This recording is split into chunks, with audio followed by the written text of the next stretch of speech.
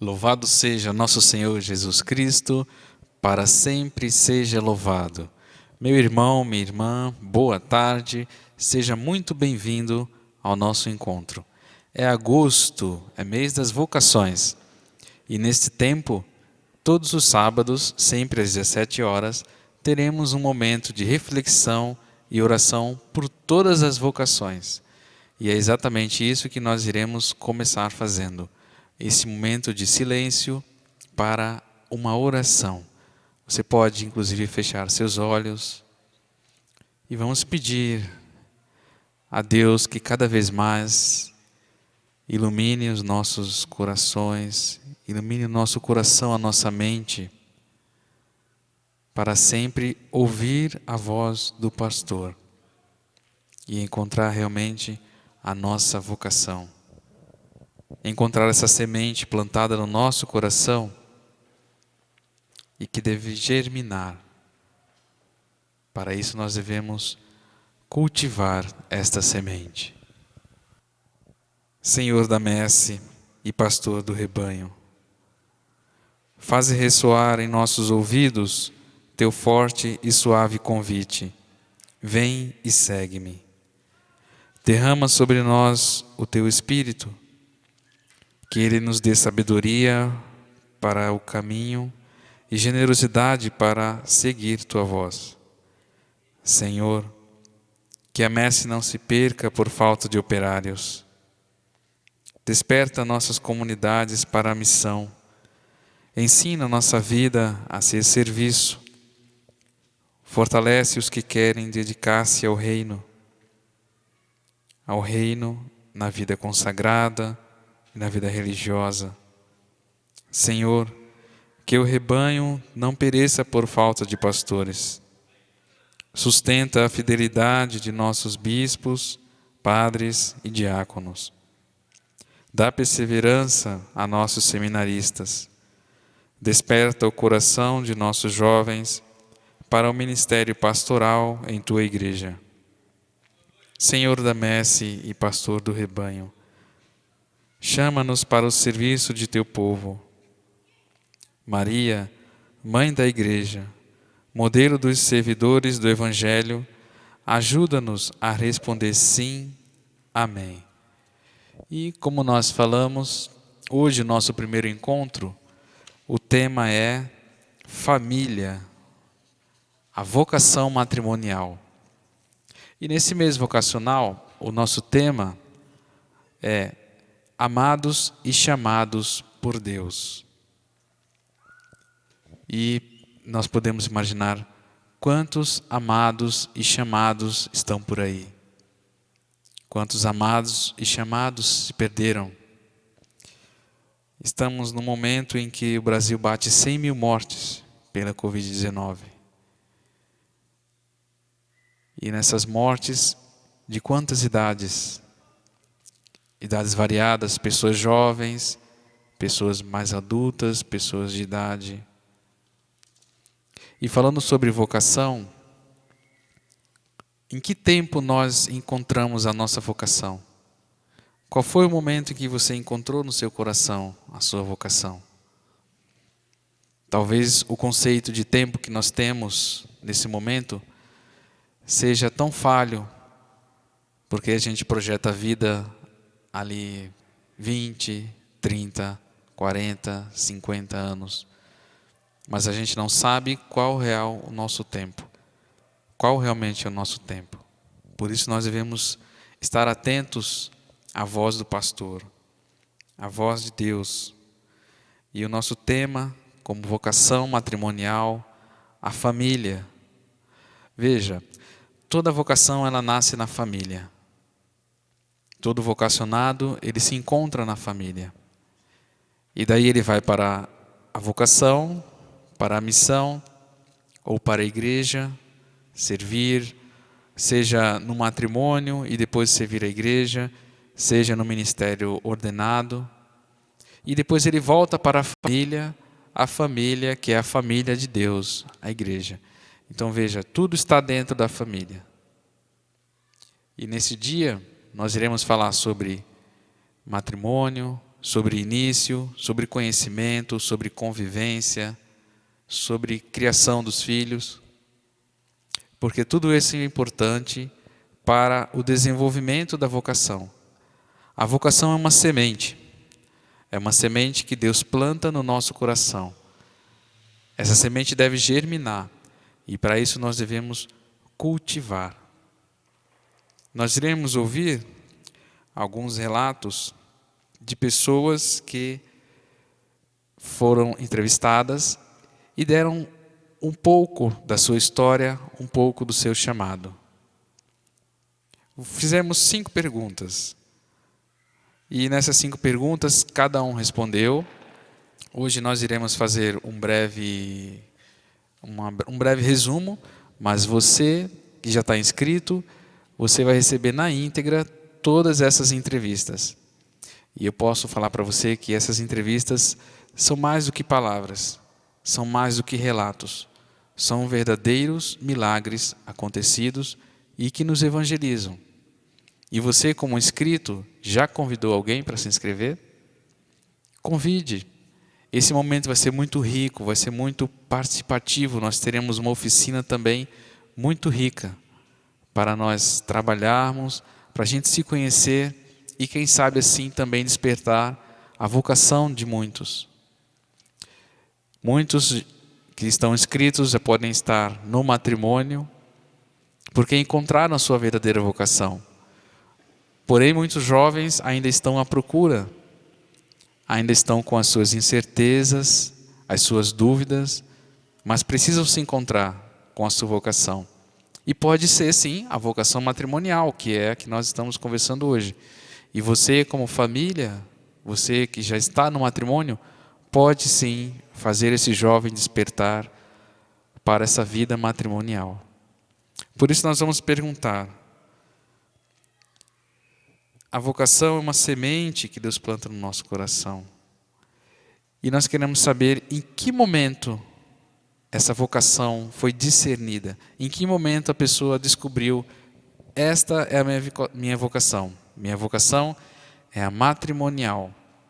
E nós iremos ouvir o primeiro relato e depois continuaremos a nossa conversa. Eu, desde criança, por ter perdido minha mãe muito novo, perdi tinha 5 anos, eu sempre tive aquela vontade. Mas discernir foi realmente depois dos 22 anos. Eu rezava muito pedindo a Deus, realmente isso, né? Que Deus me desse essa graça. E aí, claro, eu encontrando uma pessoa que realmente entendia, eu tive verdadeiramente a certeza que era isso que Deus queria na minha vida. Não tive mais dúvida disso. E aí encontrei alguém realmente escolhida por Deus. Foram 32 anos de casado. A gente viveu maravilhosamente bem, sabendo que era isso. A gente verdadeiramente vivia, porque sabia que era um dom, era um chamado, era um ministério que Deus tinha nos dado naquele momento.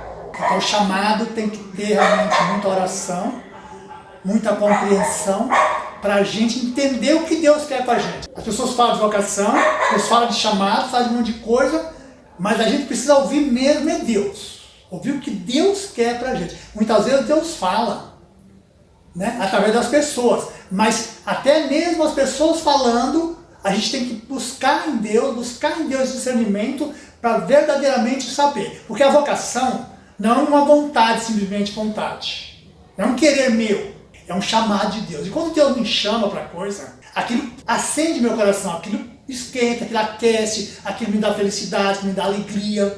Então a vocação ao matrimônio é isso. Não é simplesmente vou casar para ter uma mulher, vou casar para ter filho, não. Não é só isso. A vocação ao matrimônio é uma graça de Deus, um chamado que Deus te dá, tá? Deus te deu e por isso Ele te ajuda a cumprir isso.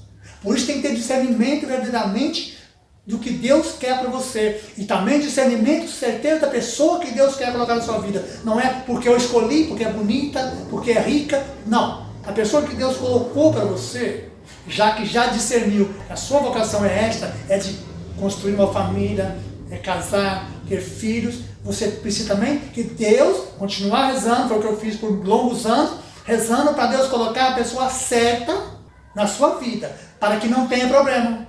Para que você viva verdadeiramente com carinho, com amor, feliz, alegre. Quando você vive verdadeiramente no seu casamento, ou qualquer vocação, você sabe que é a sua vocação, você não tem dificuldade, porque as dificuldades elas não te assustam, elas não te derrubam, elas te fazem feliz. Porque você está sempre pronto a saber, Deus está me ajudando, porque Ele me colocou nesse caminho e Ele vai me ajudar. Eu entendo assim. Essa vocação foi discernida pela oração. A oração é um enorme caminho, e um caminho muito prático para a gente descobrir a nossa vocação. Quando a gente ora, quando a gente se entrega, a gente passa a conhecermos o nosso interior. Porque Deus nos faz abrir esta visão. E daí a gente pode sim se encontrar com a nossa vocação. Pense bem, você que já está no matrimônio, ou você que está à procura de discernir a sua vocação, ore, pare, coloque a sua vida em Deus e você verá que as coisas vão começar a se abrir, porque a oração, ela abre a nossa visão com os olhos de Deus. E veja que o matrimônio não é somente casar, não é somente se unir a uma mulher, mas é constituir uma família, é ter filhos, é a criação dos filhos, é esse bem tão precioso que Deus nos deixou por responsabilidade. E quantos jovens nós vemos hoje perdidos por aí? Esses jovens vieram de uma família, são de uma família. Daí a importância do nosso núcleo familiar.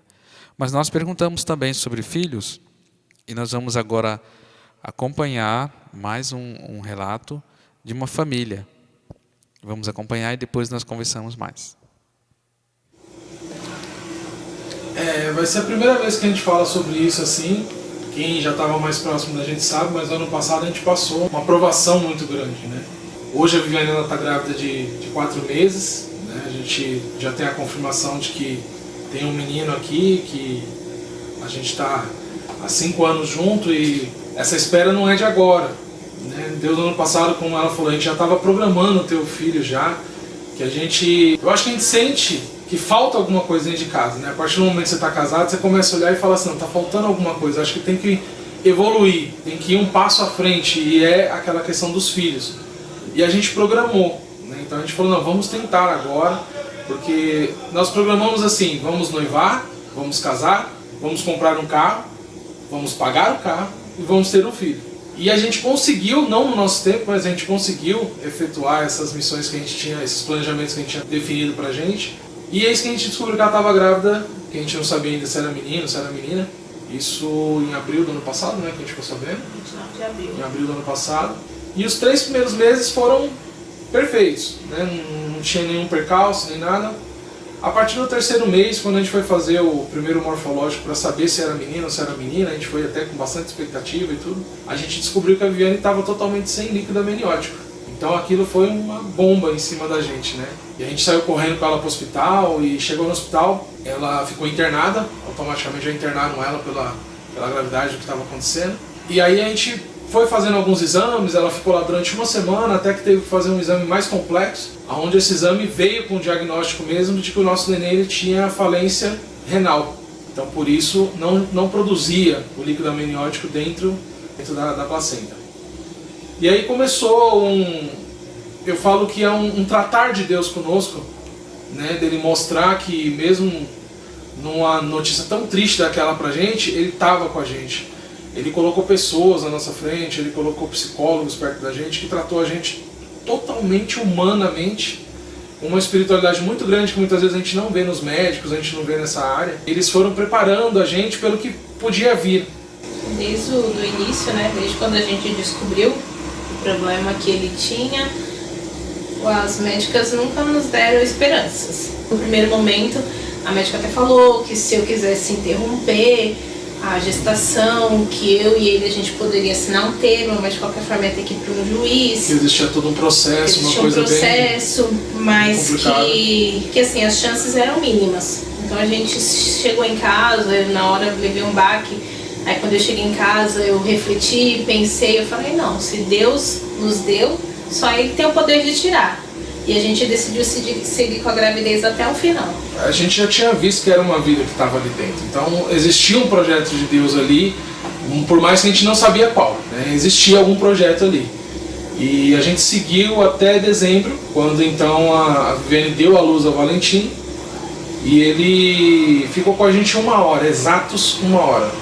Ele nasceu 10h02 e faleceu às 11h02. Porque como ele não tinha a função dos rins, não teve líquido amniótico, não teve a formação do pulmão. Então ele nasceu, ficou com a gente 1 hora e acabou falecendo ali mesmo nos nossos braços, né? Mas foi algo lindo, né? A gente fala assim, foi triste, óbvio, né? Foi bastante triste. Meus pais estavam vindo de viagem de Minas Gerais para cá, eles estavam na rodovia enquanto tudo estava acontecendo. E eu não podia contar para eles o que estava acontecendo, a gente só falou que ela estava no hospital. Teve um processo de preparação muito grande, uma expectativa muito grande e um desfecho triste, onde muita gente se perguntou, né, se a gente estava anestesiado, se a gente tinha tomado remédio ou não. Até mesmo na despedida dele, né, no momento da despedida deles lá, eles perguntaram se a gente estava anestesiado ou não, porque a gente estava tão lúcido do que estava acontecendo, a gente tinha tanta certeza de que Deus tinha preparado aquele momento para a gente, para algum tipo de lição, para um fortalecimento no casamento, que a gente não sofreu tanto quanto poderia ter sofrido se não tivesse a fé, se não tivesse essa formação religiosa que a gente tem. E depois disso, uma pergunta até que muitas vezes me fizeram, e acho que fizeram para ela também no trabalho e tudo, né? Porque muitas vezes o pessoal pergunta fora um do outro, né, da vivência, para não machucar tanto. Se a gente queria ter filho novamente, pela experiência que a gente passou, né? E a gente sempre quis, né? A gente sempre falou, não, nós queremos sim, a gente espera que isso aconteça, né? E no momento que a gente não estava esperando, Deus mandou a notícia de que ela estava grávida novamente agora esse ano. 5 meses de diferença. O Valentim nasceu dia 1º de dezembro. E aí quando foi agora, dia 10 de maio, no dia das mães, eu descobri que eu estava grávida novamente. E novamente um plano de Deus, porque ela sempre estava pedindo que ela queria ser mãe por tudo que passou, que aí muitas vezes a gente ainda não entendia por que a gente tinha passado tudo aquilo. E ela sempre ia na missa do Padre Marcelo. E eu buscava ela às vezes à noite depois da missa, mas eu não entrava na missa do Padre Marcelo. Aí teve um dia que a missa atrasou um pouco e eu adiantei um pouco. Eu acabei chegando e entrando na missa junto com ela e estava bem na hora que ia passar o Santíssimo. E nessa hora o Padre Marcelo ele não desceu com o Santíssimo. Ele falou assim, ele falou, vocês já vão entender, mas Deus está mandando eu ficar aqui. E o outro padre desceu com o Santíssimo passando em meio a todas as pessoas que estavam lá. E quando ele passou perto da gente, o Padre Marcelo ele começou a proclamar lá em cima, né, que Deus estava dando um milagre para 2 mães que estavam pedindo naquela noite que queriam ser mães.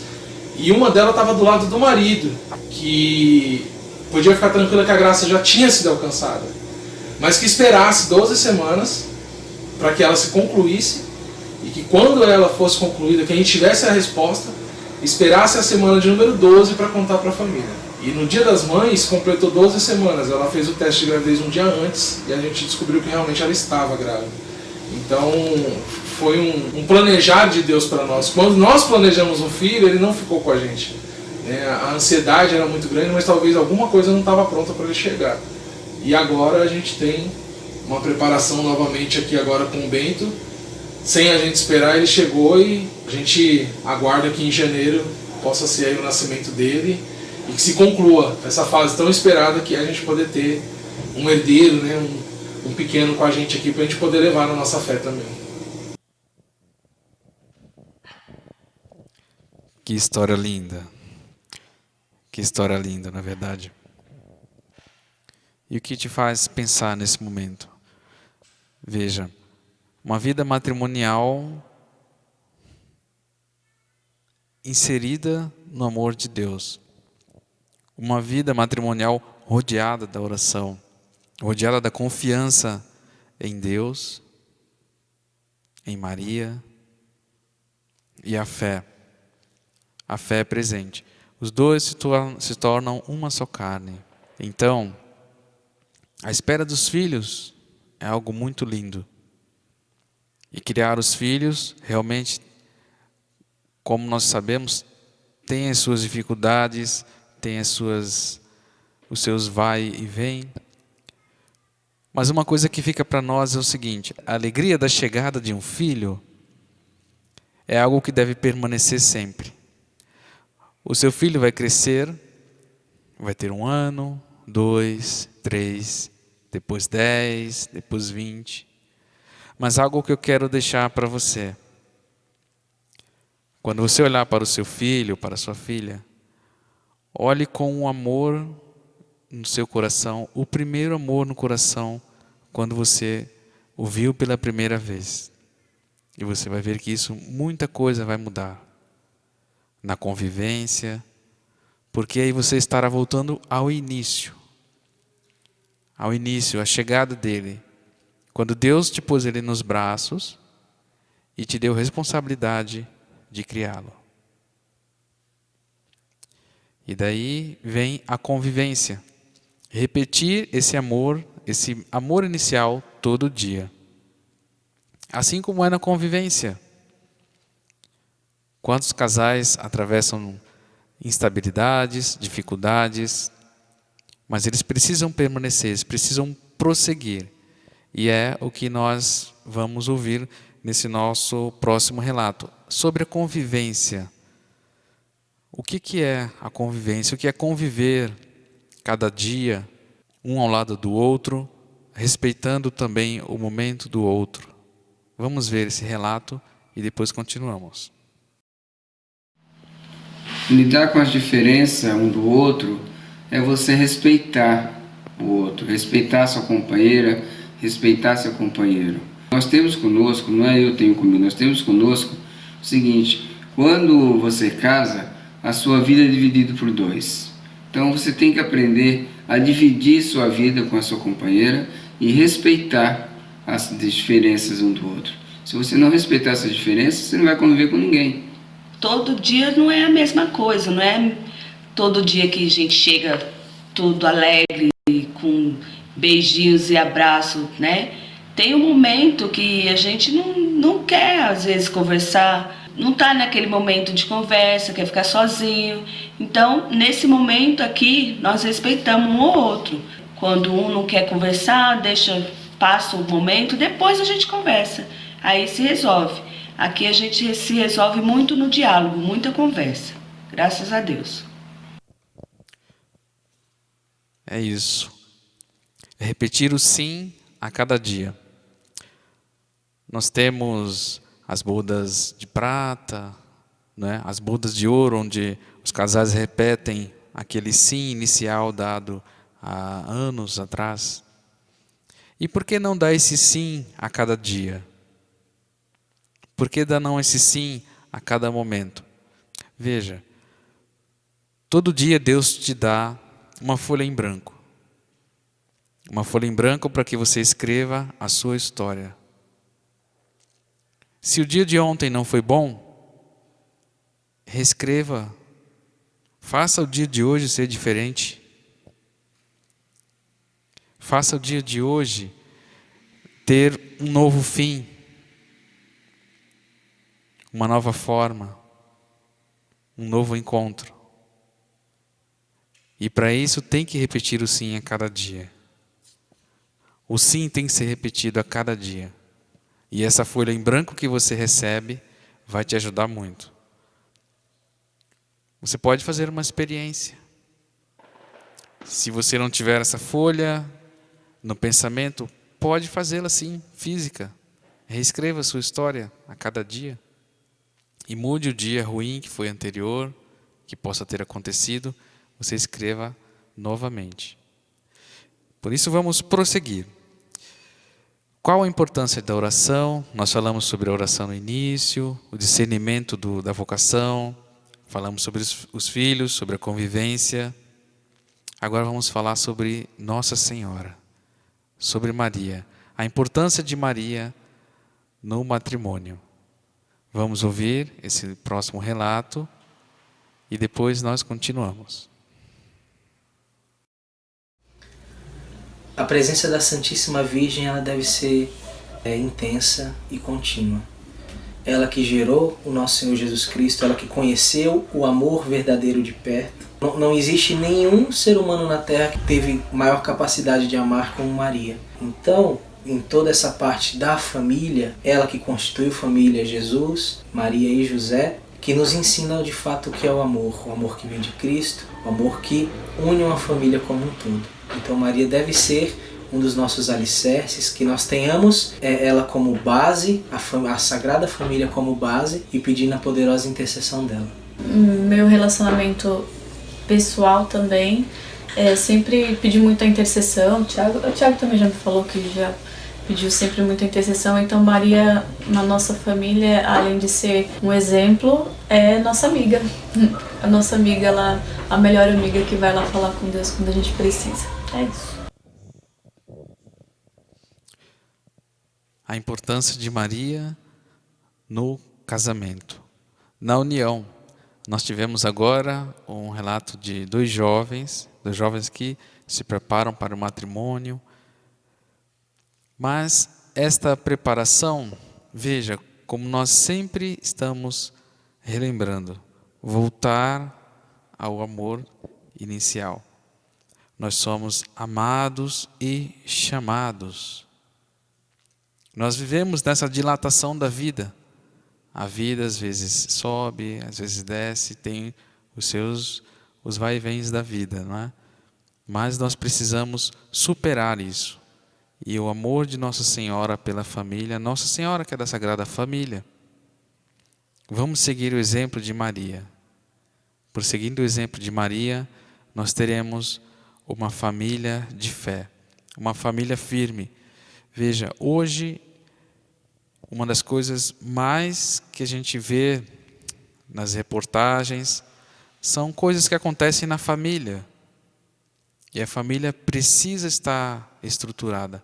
Precisa da oração, precisa da presença de Nossa Senhora, precisa do nosso Senhor Jesus Cristo estar presente todos os dias. Para que essa família continue firme.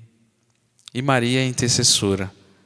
Ela é advogada, ela intercede por nós todos os dias. E nós vamos para a quinta pergunta que nós fizemos, a mais uma família. E vamos ficar ligadinhos e depois continuamos. Um conselho meu particular aos jovens de hoje é: tenham cuidado em querer criar uma família, porque fácil não é. Não vou dizer que ser marido e mulher é fácil, criar filho não é fácil, mas também não nascemos para ser sozinhos. Temos que ter um companheiro, temos que ter uma família para dar continuidade ao casal. É fácil? Não é. Mas se quisermos realmente ter uma família, temos que começar devagar, com cuidado, com carinho e saber fazer boas escolhas. Como esse tema fala, amados por Deus, cada jovem tem que olhar no fundo do coração e acreditar que ele é um ser amado por Deus. Segundo, que Deus os chama, que é a sua vocação. E a missão é dada. Ouvindo a voz de Deus, nesse discernimento ao sacramento do matrimônio, eu aconselho que é um sim de responsabilidade. É um sim que vai te trazer comprometimento para a vida toda. O primeiro bem do sacramento do matrimônio são os filhos. Estão além de casa, estão além de faculdades. É o crescimento da prole. É nascer os filhos e cuidar bem dos filhos. Cuidado com a educação, em todos os aspectos. Esse é o primeiro bem, porque é um ser criador. O ser humano é um ser que cria com as bênçãos de Deus. Então, cada um de vocês estão chamados ao sacramento do matrimônio, verifique bem, é uma vida toda de discernimento, de acompanhamento, de criação, de cuidados, não para vocês mesmos, mas para Deus. A família é um ser de Deus, é uma célula da sociedade. A família não é nossa. A família é criada para Deus, para a sociedade que é o povo de Deus. E vocês não conduzem nunca essa família. É Deus que conduz. Vocês vão dar direção seguindo aquilo que Deus colocar em vosso coração. Por isso, em qualquer decisão, nunca toma sozinhos. Toma em conjunto, os dois. Nunca também toma decisões sem primeiro unir, pedir uma oração, pedir que o Espírito te envolva. E Deus vai te dar quais são as melhores condições de você falar, de você indicar, de você conduzir e dar bons exemplos. Deus vai te dar esse discernimento sempre, mas sempre pensam que família é para sempre. Família não é para ser diluída pelo homem. É Deus que dá o fim último, que é a salvação eterna. Salvando a família, salvando a igreja, salvando a sociedade. E talvez você está aí fazendo parte desta família. Uma família que começou de 2. E pode surgir muitos filhos para Deus, em diversas vocações com a sociedade. Você pode já ter encontrado um matrimônio, mas existem muitos jovens hoje que um dia receberão o sacramento do matrimônio. E aonde estão esses jovens? Esses jovens estão na família. Na família. E por isso, como você está criando os seus filhos? Está criando para ele ser um bom pai? Está criando a sua filha para ser uma boa mãe? Veja como nós conversamos no início. A vocação, ela nasce na família. Ela nasce dentro da família. E por isso esse vocacionado ao sacramento do matrimônio, ele vai nascer da família, vai sair da família. Por isso nós devemos ter todo esse cuidado de como conviver, de como criar, de como orar, a influência, a fé, o testemunho. Tudo isso é muito importante. Por isso, você que já recebeu o sacramento no matrimônio, você já fez a sua escolha, fez uma escolha certa, você encontrou a pessoa certa. E muitos jovens hoje estão à procura. Muitos jovens que já discerniram a sua vocação para o matrimônio, para a família, e que estão à procura. Só que muitas vezes o início começa de uma forma não muito adequada. Talvez com muitas cobranças, talvez com mentiras. E tudo deve começar de uma forma com que um vá conhecendo o outro, porque é um caminho que os dois vão seguir. Esse caminho não para num certo tempo, não é? O matrimônio, como vocês já sabem, todo mundo sabe, até que a morte os separe. Então, quando você recebe o sacramento do matrimônio, ele só é desfeito com a morte. E por isso que é importante esse conselho aos jovens, essa palavra aos jovens de hoje, para formar uma boa família. E também quero falar aqui da nossa comunidade, a comunidade da paróquia Santo Eugênio de Mazenot. Você conhece a pastoral da família? Você conhece o ECC, o Encontro de Casais com Cristo? São pastorais, grupos que trabalham para a família, que trabalham com a família. E em nossa paróquia nós temos a pastoral da família, temos os coordenadores, que são o Manuel e Terezinha, que com eles também tem outros casais coordenando, que é o Manuel, a Iraides, o Zezinho e a Raquel, que também fizeram o terceiro relato nesse encontro que vocês acompanharam aí. O ECC é o Encontro de Casais com Cristo. E podem participar casados ou casais que ainda não sejam casados e que não tenham nenhum impedimento para o recebimento desse sacramento.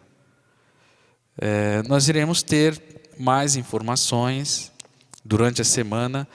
Esses relatos que vocês viram foram um relato breve, mas todos vocês vão receber essas entrevistas na íntegra, exclusivas. Então, exclusivamente só para os inscritos, tá? Então, por isso, aí a importância de você convidar também outras pessoas para se inscreverem e participar. Esse foi o nosso primeiro encontro falando sobre a família, lugar de dilatação da vida. Espero que vocês tenham gostado e acompanhem no grupo do WhatsApp, fiquem ligados no grupo do WhatsApp para receber todas as informações. Divulgue também, traga mais pessoas para esse encontro, para este momento. Acontecerá uma oficina via WhatsApp, que também vocês receberão todas as instruções nas mensagens. E por isso o nosso encontro fica por aqui. Que Deus os abençoe, que Maria Santíssima interceda pela sua família, interceda por você jovem que procura discernir a sua vocação ao matrimônio. Que Deus abençoe a cada um de vocês e pedimos a bênção a Ele em nome do Pai e do Filho e do Espírito Santo. Amém. Não percam o encontro do próximo sábado, também às 17 horas. Tchau, um grande abraço.